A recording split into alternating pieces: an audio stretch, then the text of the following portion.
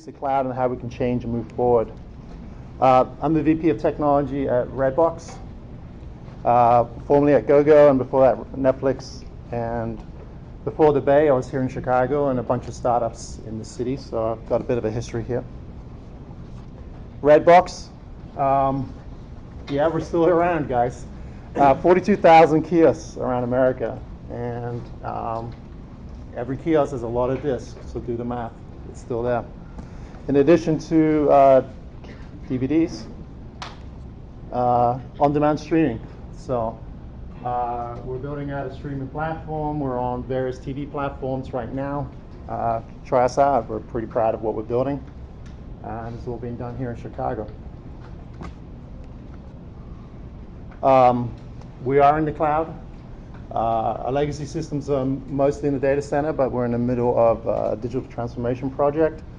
We're multi-cloud. We have Amazon Cloud and also Google Cloud right now. And we'll be touching on the topic of Kubernetes, and later in today there'll be a presentation on some of the work we're doing with that. So get ready, because I got a lot of slides. So prepare for the onslaught.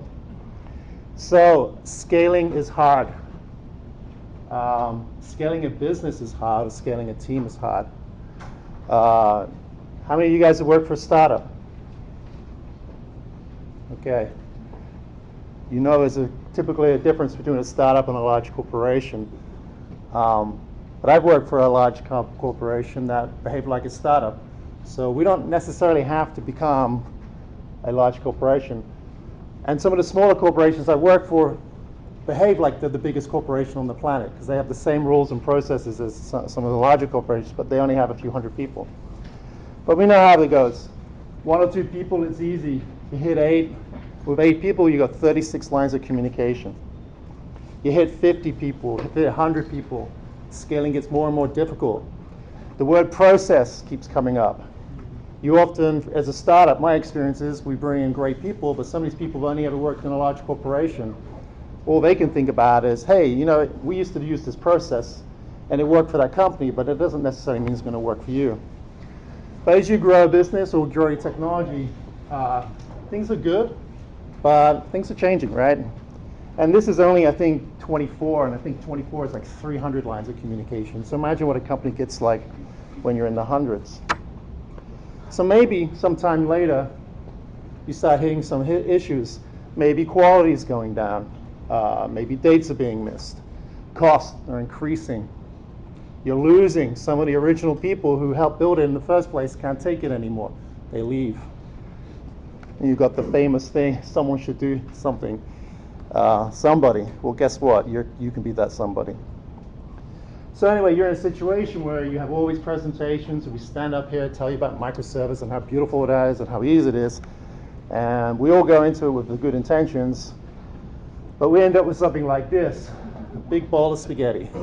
Tightly coupled code, monolithic designs. It's this big balloon. You know what happens when you squeeze a balloon? It either pops, or you squeeze it here and the damn thing expands over there. So people deploying code here and they bring something over here, there. Process kicks in. You've got these big pushes, so you need a lot of testing. You need change control. The word DevOps, we'll talk about in a minute. Teams work around each other. So we have all these rules in place about what we can or cannot do. But at the end of the day, you got a program manager telling you need something to get done. So how do you do it? Well, you can't work with team A because they're too busy, so you just go straight to the database. So you end up with all sorts of bad design patterns. And it can be turned into a death spiral if you're not careful. Quality goes down, you hire more testers. If you have outage, you add more change control. Development slows down. But sometimes development slows down, but other people are presenting that things are better. You know what? Quality's gone up. Yeah, it's gone up because we've coded less. Hire more developers. You get into a feature factory mentality if you're not careful. Who knows what a feature factory is? Yeah. Feature factory is where you're driven to deliver features at any cost. And you just layer on feature on feature on feature. And has anyone seen that TV show? The guy adds rooms to a house. He's got like a house of 100 rooms. That's a feature factory. What? So how do you fix it? We need more process. So maybe you have a process like this. If someone writes the code, someone deploys the code, someone tests the code, someone approves the code, someone installs servers in the data center, someone deploys the code into production after it's approved, someone else monitors it, and then someone is there paging when things go wrong. Not that, I'm assuming many people have seen this or lived this. You've got a lot of steps to production. This may be simple for some people. You test it, development environments. I mean, a previous company I worked for had, like, when I arrived, had 7 staging environments. And guess what? Often those staging environments never match production, right? So you go through these cycles, and all I want to do is get a piece of code into production. You may have a process like this. I mean, I think this is a simple diagram. It could be this. Imagine a world where you can just develop and deploy. And imagine a world where you as a developer have all these tools and services around you to make you productive. Imagine a world where you can write code and actually generate wealth for the company the most time of the day. You write the code, tools deploy the code. You do test the code. But all around you, there's tools and infrastructure to enable you to be effective. So what's the solution? Processes are not terrible, but we also often miss what's important. We often think that one solution is going to fix everything, whereas those of you with children probably know, at least I believe as a parent, my kids are all very different, so I don't instill the same rules on all 3 of them. I can enable each child to behave differently. I have general rules, but I don't say everyone has to follow the same rules all the time. They're unique. And in systems, the same thing with teams. Mobile and web's different. Back-end systems, different. So why tell everyone they have to work the same way? You don't need necessarily to believe the concept that more velocity means more risk. So you can still be like a startup, even when you're in hundreds of developers. I've lived it. I've seen it. And it worked. So where do we start? I hit a reset button here. Well, at my level, it's a little bit interesting because you got to go back to budget and headcounts and look at ratios, look at your investment. I'm only got a certain amount of dollars and I'm going to have to spend it wisely. In the world, in the data center world, for example, there's a ton of money going into that data center. There's a ton of money going to software spend. Correctly, we're spending a lot of money on quality. Fundamentally, though, how do we take the finite amount of dollars and spend it more effectively? So it comes down to productivity and efficiency, and they're not the same. They're slightly different. But I don't think I'm just going to go walk into a company and say to the management team, I need more money. I've tried, but it doesn't necessarily work. So we've got to get more out of what we have, and that's not easy. So fundamentally, we go back. It's kind of like an equation of life out there, right? For, what's the chance of life on another planet? Well, it's probably an equation for your company in terms of how does work get produced. But if I can make it simple, there's so many hours in a day, there's so many days in a week, there's a finite amount of budget, unless you're Google. If you think about the things that move the needle, you need as many skilled developers as possible, and they need to be efficient as possible, right? Seems obvious? Well, apparently it's not, because I keep needing we need meetings to have to figure it out. So digital transformation, what does this all mean? The cloud enables us to shift our cost or save money. And I mean, my experience with moving to the cloud is save a lot of money. But ideally, at the end of the day, we need to move the spend from supporting to producing roles. We can scale back quality teams by focusing on automation. Manual testing is expensive. You're doing the same thing manually over and over again. It's not unnecessary. Manual testing has an important role, but you shouldn't be doing most of your testing through manually. Operations too. If you're installing code manually, this is huge waste. You need to invest to make it automated. If you've created a system like that spaghetti bowl that I showed you, and things become so complicated that you need program managers and system architects to run around to solve every problem, if you undo that complexity, you don't need so many of them anymore, because the developers can actually talk to each other and control the destiny more. Moving to the cloud also can save you a lot of money. Unfortunately, the way companies are typically set up with finance is that the budget that you can save is over here, and my budget's over here. So we typically have these organizations where different groups' budgets, no one wants to play, because everyone plays that game at the end of the year. They need more money. They ask for a lot. They get cut back. So some hints on how to solve some of these problems is DevOps and DataOps. DevOps is thrown around. Everyone's DevOps now. Most companies take their operations team, they stick DevOps in front of it, and they're done. Now we have a DevOps team, right? Yeah, no. DataOps is a similar concept. We'll talk about them as we go through. But if you truly want to see DevOps, my colleague here, Joel, will be presenting at 4 o'clock today. And this guy, he's DevOps.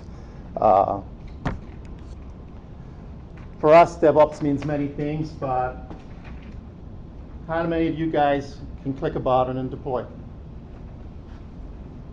Okay, that's not many. How many of you guys who can click a button and deploy can click a button and deploy your code into production? Whenever you want. One guy. Where are my guys? We have the tooling and the technology that you can deploy your code whenever you want into production. Now, obviously, PCI and SOX means you can't necessarily do that. But if you architect correctly, you can have a PCI zone, you can have a SOX zone, and then a Wild West zone.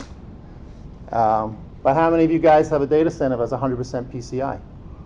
Yeah, no one wants to put their hands up. So this contamination and coupling of systems is really slowing teams down. I mean, everyone, I'm assuming many of you guys have experienced a moment where you have something simple, but it's somehow become coupled to PCI. A unnamed previous company had its weather application coupled to PCI. So we wanted to change the weather tool. We had to go through all the approvals because it was under the PCI zone. DataOps. I'm going to go over it briefly. This is an entire new area. It's pretty amazing. A massive transformation from the cloud. The fundamental concept of DataOps is like DevOps. Data needs to be pushed all the way to the edge to the developers. As a developer, you need to have control and access to your data. But it's more than about developers. It's about the business. The entire organization needs easy and simple access to its data. And you need a single source of truth. You cannot have data replicated in numerous places. You have to build an open data platform, and the developers are a start of a solution. I'm not sure how many of you have experienced it, but there will be a data team, a development team, and maybe people in between. But the development team is never recording the correct data, but they never get any feedback. So you get into these loops of all these iterations where it's not quite right, it's not quite right. If you put data integrity to the edge and you give developers control, you'll be amazed what can happen. The world's changing too. Oops. The world's changing too. There's a lot of new rules. We've got the California data rules coming. We've got the European laws already in place. So anyway, you want this. You want to move to a CI/CD process. You want to simplify as much as possible.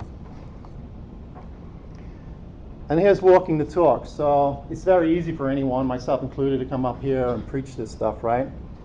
But here's an example of what we've gone through in the last 6 months or 5 months since we started rolling this functionality out. I think at first, the DevOps team, it took several months, Q4 of last year, to put it together. We found a team, and this is the ramp up in the organization.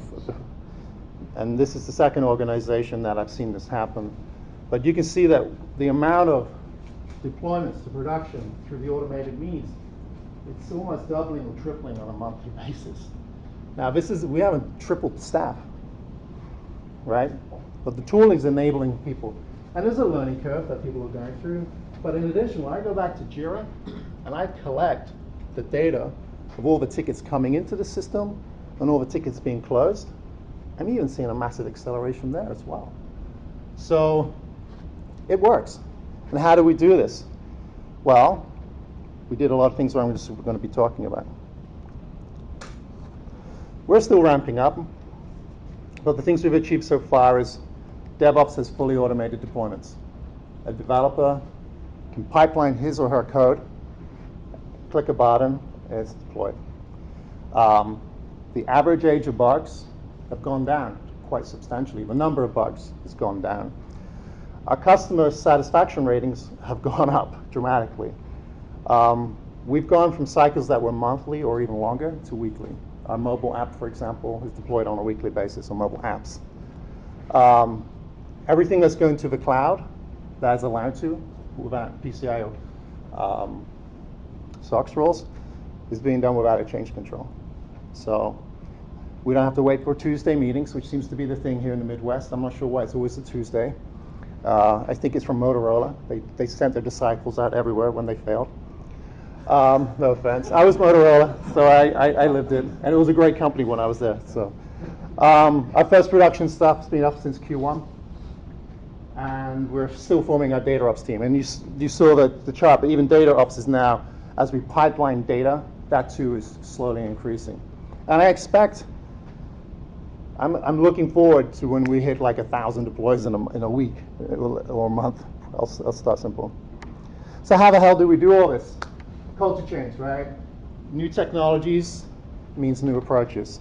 We have a big focus on automation. We focus on empowering the developers. But it's also working with the business. We have to work with everyone. And much like that balloon, you squeeze the balloon to make change. Well, change in development, change in technology is going to change product. It's going to change program. It's going to change quality. It's going to change operations.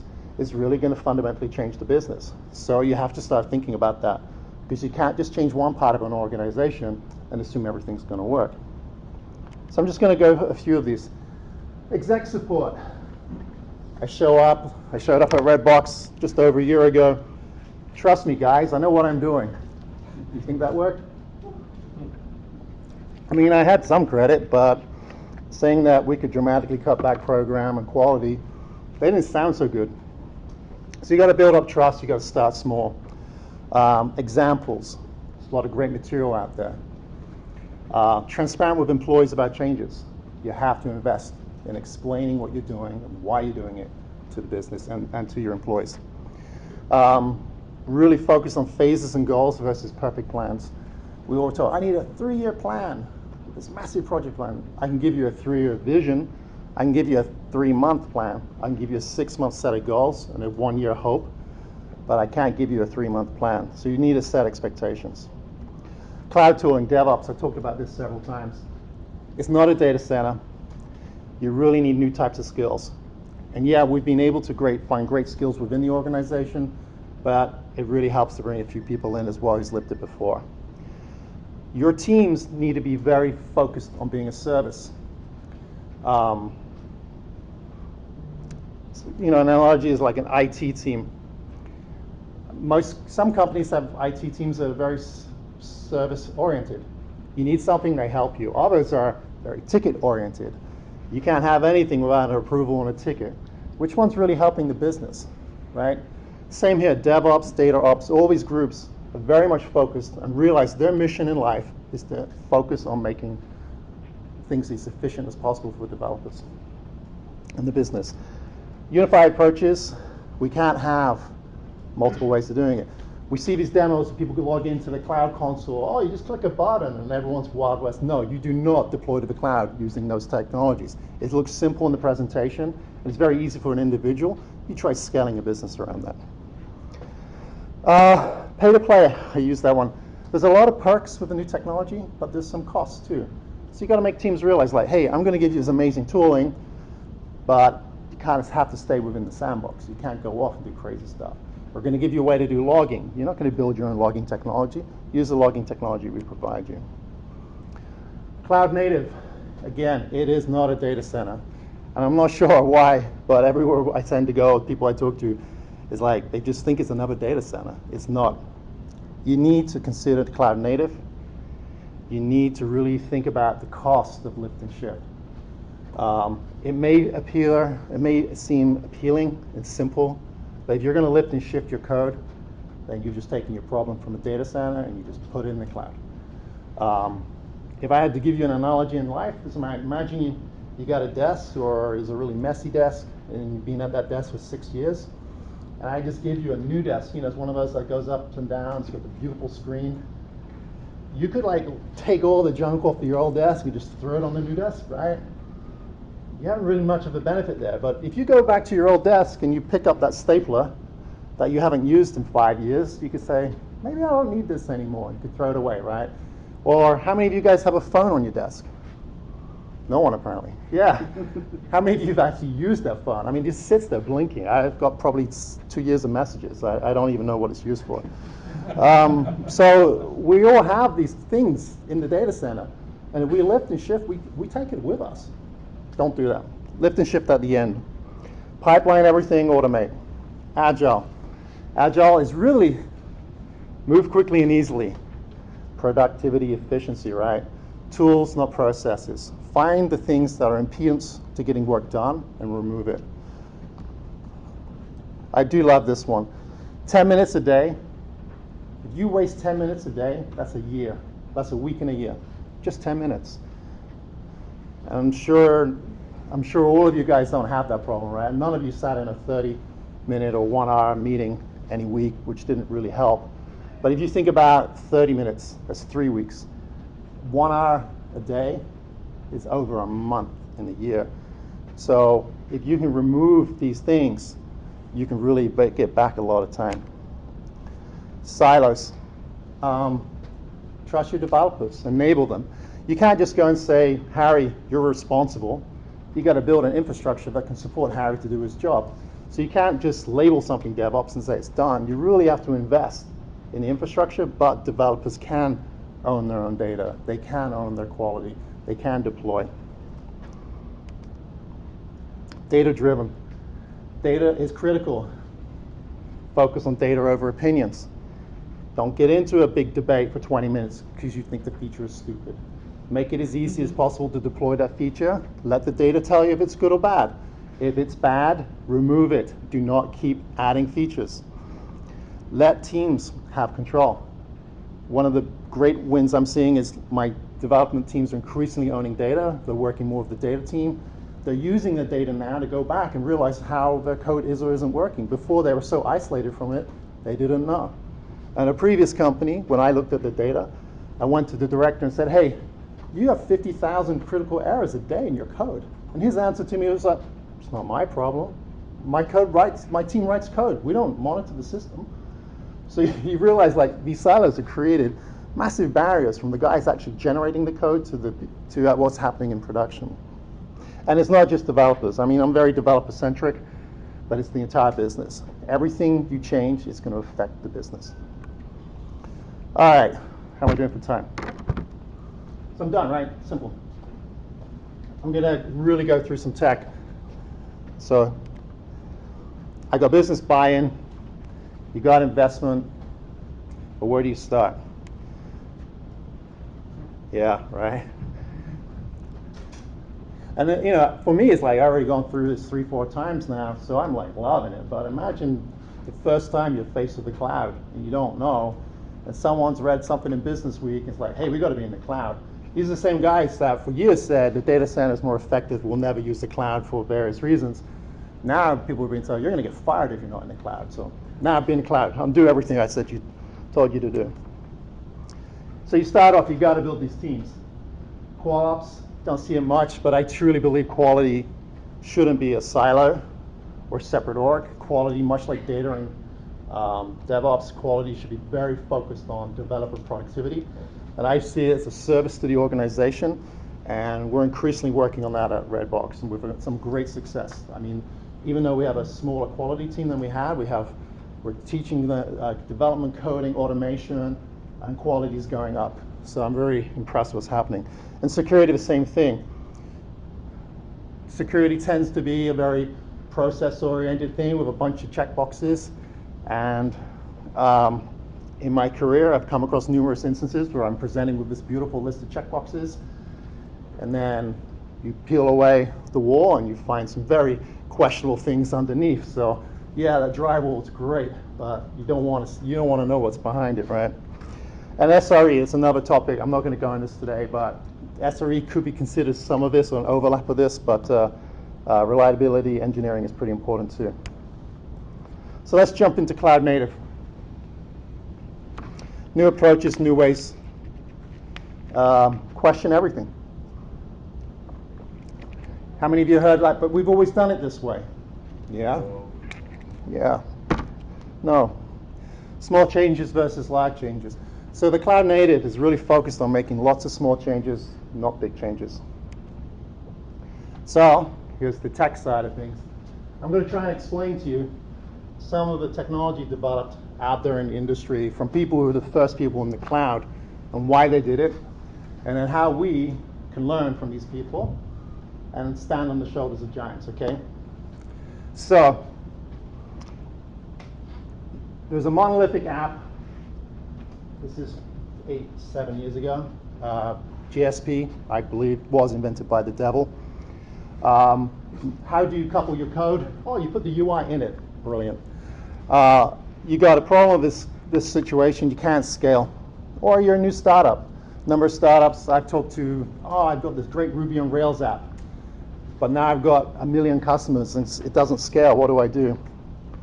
So you got the situation where you've got everything on one or two, small pieces of code, and you don't know how to scale it. And sure, you can buy giant servers now, even in the cloud, but you want 2% utilization at night and spend all that money unnecessary. So the first thing, or one of the first things that came along, was horizontal scaling.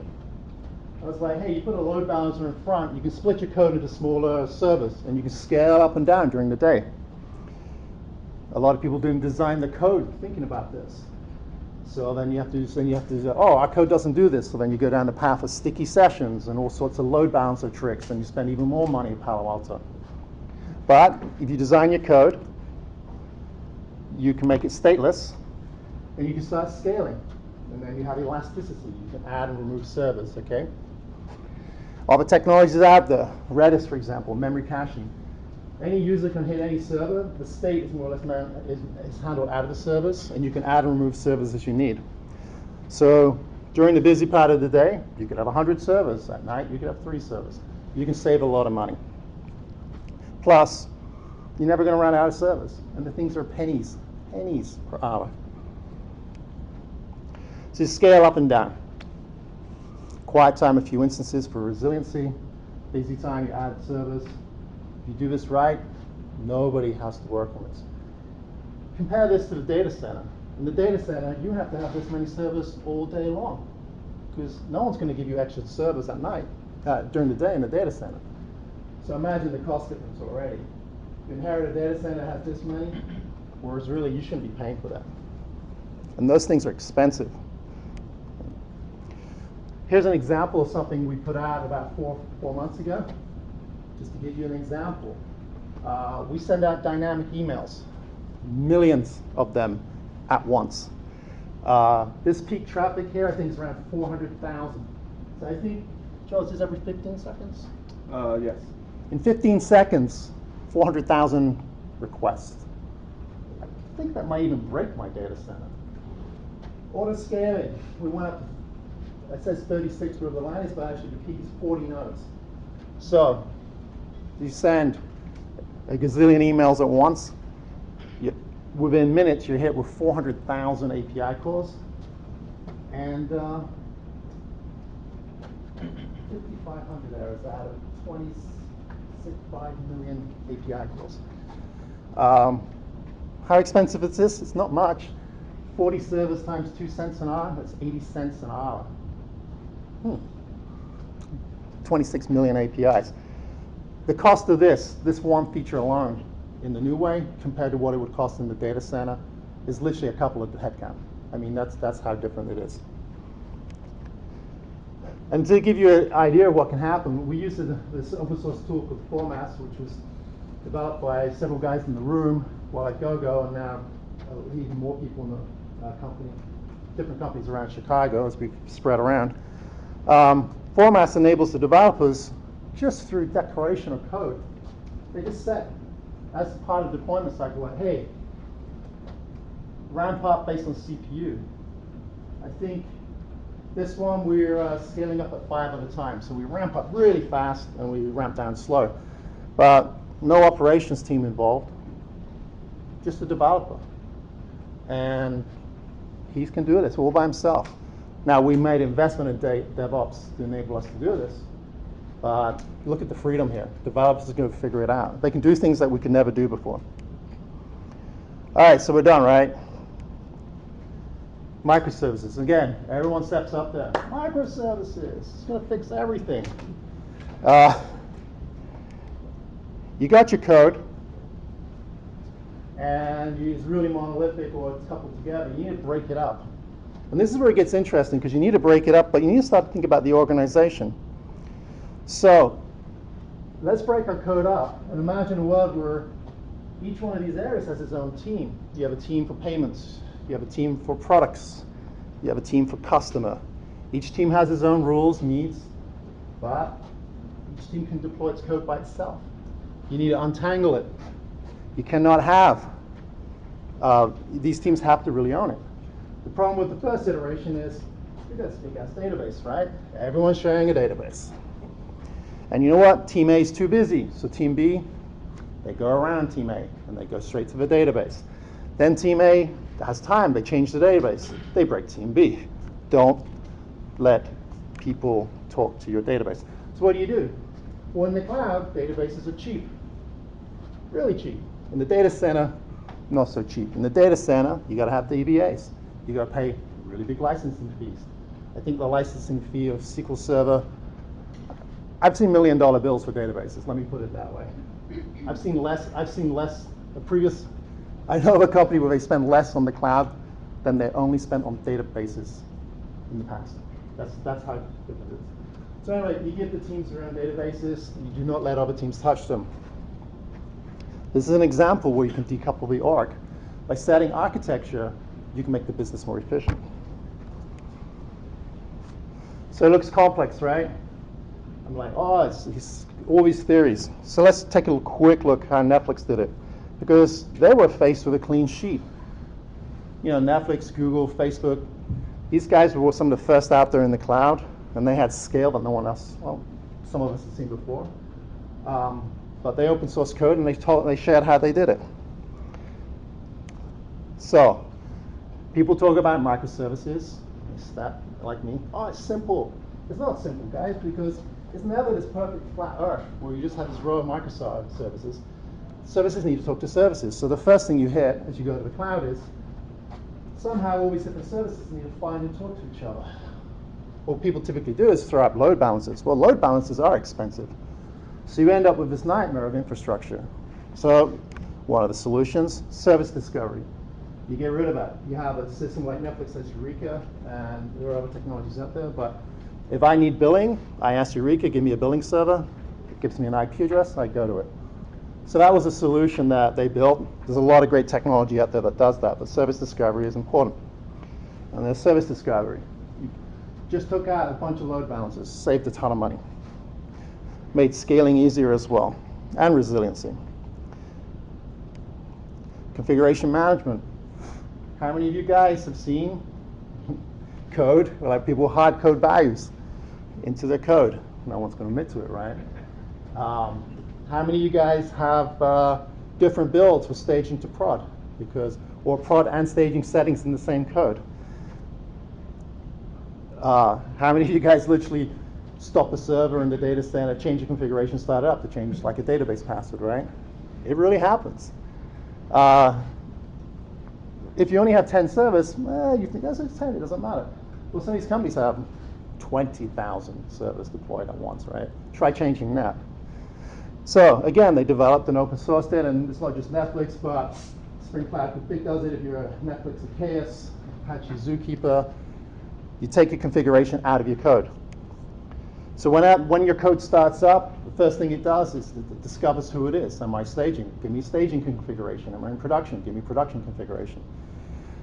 This enables, and I've seen it, where during outage or you want to change a parameter, you just click a button. You don't even have to redeploy your service because your service will just be notified that, hey, there's a new setting for you.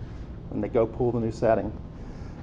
Secrets, like Amazon has Secrets Manager. You don't need to configure secrets in the code. You don't need to put it there. When you start up, you ask it for the secret. You take it in real time. You figure out who you are, you get the value. Again, these things save time, and they can save you seriously during an outage. Fault tolerance. Design for failure. Netflix open source that. There's Hystrix. Just a few annotations and a little bit of coding. And you have fallbacks. And the example I gave you of email, the first one rolled out, we had a few problems, and then we'd overload a subsystem, and we'd go, we need rate limiting and fallbacks. We found great open source code to do that. What do you want? Do you want your customer to experience total failure, or can you give them something that's similar to what they should get? Does it really matter if the row of movies isn't 100% correct? It's better to have a row of movies in the UI than nothing, right? So fallbacks are a great solution, and you just teach the teams everything you write. Don't just throw a 500 error. Alert the system that you have an error, but give the user something. So a degraded experience is better than no experience. And trust me, living through the Christmas Day outage of Netflix, where my phone rang nonstop with parents telling me that their daughter was crying because they couldn't watch Dora, you really want to have fallbacks. So I'm not joking, it was a very interesting day for many of us. And Amazon actually made the outage. I think some developer pushed code on his way out of the door and took out the load balancers. Oh. I guess the computers had enough, maybe. API metrics, the same thing. There are open source libraries out there. You annotate your code, you're going to get metrics. Metrics are critical. It amazes me how many developers don't know what's going on in production because someone else is doing it for them. We have metrics, and they're part of our deployments as part of Canaries, and Joel will talk about that later. IPC, how do you ensure effective communication within the system? How do you encrypt it? So Java out of the box doesn't have this. Spring doesn't have this. These companies need service-to-server communication, so companies are building open source that. How do you do routing? Again, they wrote amazing technology. In case of Netflix Zool, there's a video demonstration from a few years ago where the side-by-side demo at reInvent, and one guy's like, brings up his laptop, they figure out who he is, and they trace his logs in real time against 100 million users. He just, bam, debug that one user. Code like that's completely out there for you. A/B testing, same thing. This technology, these libraries do it for you. So anyway, really rushing through this, but you got to separate the UI from the back end. I think everyone knows that now. That's not new. You break up the code into domains, and you keep them isolated from each other. You give each domain its own data layer. You push people to use configuration management. You bring in through DevOps services in the cloud, caching. These are all things that other teams can use. All the scaling for money, API gateway. You don't need an expensive one. There's a lot of great solutions out there. What I talked about didn't solve security, and I don't have enough time to talk about that. And I gave you some Netflix examples. So at the end of the day, you end up with something like this. You got your microservices, you got code to support the microservices, you got a data layer, you got an API gateway or advanced routing, and monitoring and metrics. Should be great, right? So, no, it's not. What I presented and told you was leading edge 4 years ago, but internet time is kind of like dog years, right? Everything becomes so out of date so quick. How many of you guys .NET?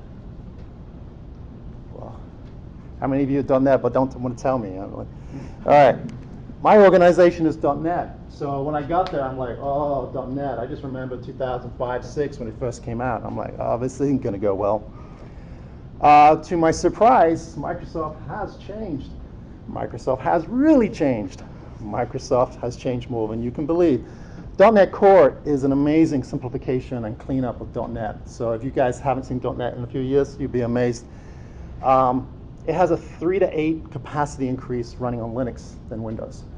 So imagine you have 20 servers with IIS and Windows, and you're paying for Windows licenses. You could potentially run that on 4 servers on Linux. You already paid for it. It's already paid for itself. And C# for you Java guys. C# is pretty damn good too. It too has moved forward, and it hasn't had Oracle helping it, so it's made some progress. Golang is faster, but only about 20%. And the last time I checked, the service cost me 2 cents an hour. That 20% isn't that expensive compared to my developers. The area where Golang seems to truly win is memory usage. I found .NET to be better than Java in some memory usage, and .NET 3 looks to be even better. So yeah.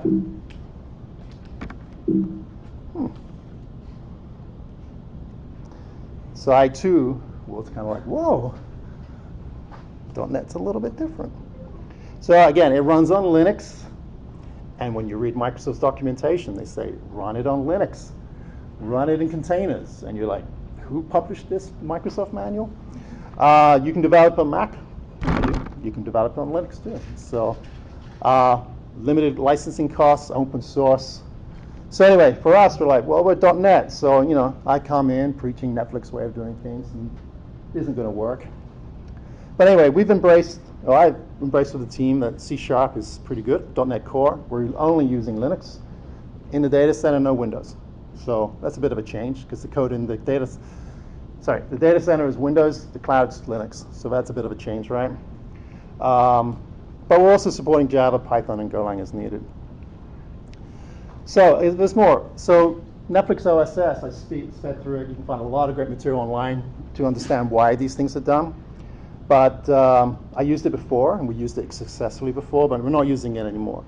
And the reason is Kubernetes. Kubernetes, basically, I would say, is like 90% identical architecture. It has everything that you need. And it's kind of language agnostic, because it's out of the box and it's managed for you. So you don't need all these open source libraries from everywhere. It's like built in. And if you use managed Kubernetes, it's really done for you. So instead of having to have 20, 30, 40 developers writing this technology for the first time, you just plug in Kubernetes and get it done. So everything I talked about is in Kubernetes. And I'm going to skip the tech side of it, because we're at time. This one's called to enable secure communication between services. If you roll that up yourself, I've literally seen a team of 8 amazingly talented people work for months to build this technology. And I've seen company after company struggle, and I haven't really seen a great solution out there. In Kubernetes, Joel, how hard was it? Helm install is still. Yeah. It's literally like one person with a few command lines and some training and education. It's built into Kubernetes and your communication. And the beauty they do is that they have these proxies, so your code doesn't have to worry about it, because you have communication to the proxy, and anything that comes out of it is secure. So it's just incredible what Google and others have done with this technology. Metrics, there's tons of open source libraries out there. Distributed tracing, we migrated to this many months ago, and we just hit bottom, and suddenly we have tracing. We found issues in our code we never knew existed because we couldn't do this before.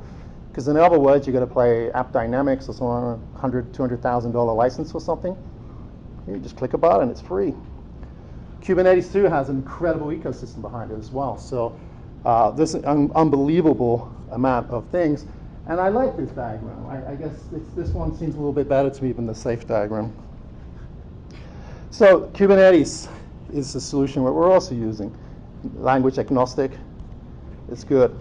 The Kubernetes solution is almost the same as what I said before, except Kubernetes handles all this. You don't need open source libraries from third parties. You just get it out of the box. You also know it's being used by some of the world's largest companies, so why not just go along for the ride with that technology? And if you use managed services like Google Cloud, you get an amazing data layer, just pay per use. You get managed Kubernetes, and most of the complexity is done for you. You don't have to worry about it anymore. So even a small organization can have the same infrastructure and technology as the industry leaders. All right. So you're like, what? How do you do it? You got to, if you're going to go from nothing to this, you can't just change everything at once. You got to pick a winner. You got to find something that can be easily moved, not SOX or PCI, and you need to find a team that's friendly for it. You need an architect for migration. So this is where some experience helps, but if you're using a CDN or an API, you can create a new layer in the cloud and you can route through to your data center. I would recommend don't start with connectivity to the data center. If you do connectivity to the data center, then everyone's got we can just talk to the database straight and we'll just bypass everything, and then you end up with these design issues. But if you architect something like this, you can start routing. You can put some service in the cloud and some in the data center. Try to avoid lift and shift is my opinion. So, running out of time, but I'm going to give you a quick example of something. And this is a simple one. I call it software forensics. Okay. I've embellished a little on the architecture, but it just gives you an example, okay? So we go back to the beginning of this episode, right? Let's make a wish list. Make our customers happy. We will bookmark movies, right? Or put something in your shopping cart on Amazon. This was done, I don't know how many years ago. I was still SOAP.NET 4.5, but it seems you need 3.5 to build anything. I'm not sure why. Microsoft SQL, Windows, IIS. It's deployed in a data center. Great, right? We're done. A few years ago, everyone started to realize, hey, we need to make our apps RESTful. So they go in, we need to make our apps RESTful. It was a ASP before. Well, it's SOAP, the old code. The new guys don't want to write SOAP. They want to use REST. But they don't want to go touch someone else's code. What is it with the developers? We never want to go back to anyone else's code. So I know, I'll write something new. So let me put a REST to SOAP translation layer in front of the old service. And while we're at it, we'll add a few more features. This time it's .NET 4.6, Windows, IIS, and in the data center.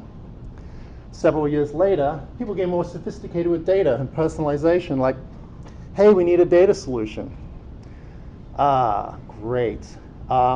Nobody wants to talk to the SOAP code, and now they don't want to talk to the new code either. So, and this is kind of marketing and data, and what do data people do great? They do databases, right? So, hey, let's just talk to the database, and we'll write some code on the other side of the bookmarks.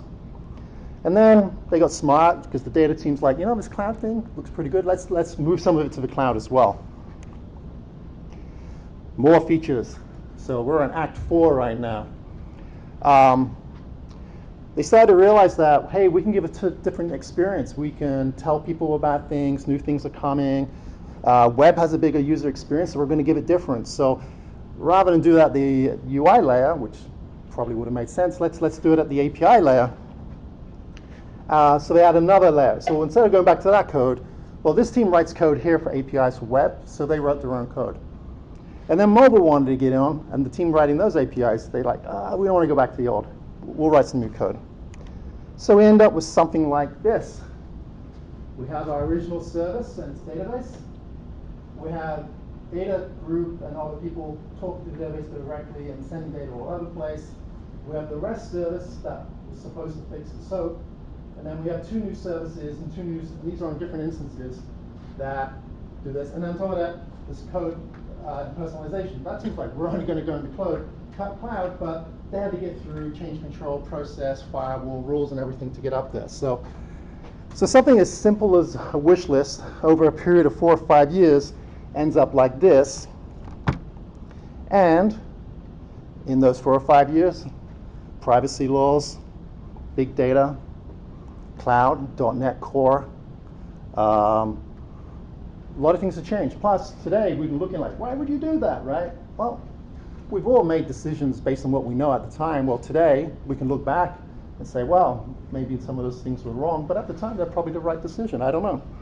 But today, we know the real data and usage. So this is where lift and shift comes into it, right? How do I lift and shift something that involves 5 teams, has code that is 4, 5, 6 years old? I don't, basically. So this is a perfect example of cloud native. You can build this service. I mean, it can be so decoupled, right? It's probably the best example I could give because other things aren't so easy. But here's an example of cloud native. And this is on Google Cloud. Security layer as part of the platform, so everyone gets the same security layer. Aggregation service, it's just like, because we decoupled everything, we need to bring some metadata back. Caching with Redis, managed service. Wishes service, it's really automated, deployable. Everything has Swagger and documentation, so they know how to talk to the product service through service discovery. Firestore is a NoSQL solution from Google that is nationwide. So if you write in one data center in America, it shows up in another within milliseconds. So I don't have that problem. I didn't even talk about bringing up 2 data centers and data replication. PubSub, I was and still remain an adorer of Kafka, but PubSub's pretty damn impressive. Dataflow, amazing. But the world's changed now because the development team is actually writing the analytics and processing with the assistance of the data team. But the developers now own the data more, and they're increasingly thinking about new features. So this solution, even though it may look similar, about a third or half of it is managed, so the developer can use it without having to worry about it. And it's also incredibly cheap. A SQL Server enterprise license in a data center, I think it's $5,000 or more. Windows Server license, I don't know, hundreds. I don't have any of those costs here. Firestore is 6 cents per 100,000 writes, and 2 cents, I think, per 100,000 reads, or something like that. Basically, it works out to be like $1 a million use hits. And we have millions of them. But the cost difference here is dramatic. Plus, the speed difference is dramatic too, because only one team really needs to focus on doing this. We don't have to go through 5 teams. Because we don't need to go through 5 teams, we don't need the system architects to get involved. They can go focus on the big projects. Because they don't need 5 teams, we don't need program management involved, because they can go focus on the big projects. So this is an example where cloud native really, really makes it easy. DevOps helps with the tooling, so developers don't have to worry about it. DataOps helps with the data side. DataOps has great data people who consult and help the the developers. But increasingly, data is writing code, so everyone really writes code. So this example is good. And you're all patiently here, and no one's fell asleep yet. So you're like, hey, tell me more, it's not that easy, right? So I'm going to use one of my childhood heroes. How do I do it? So you'll want to know how to do it, and I'm going to leave you with this. So you need to check every service in your code, and good luck with that. So, thanks.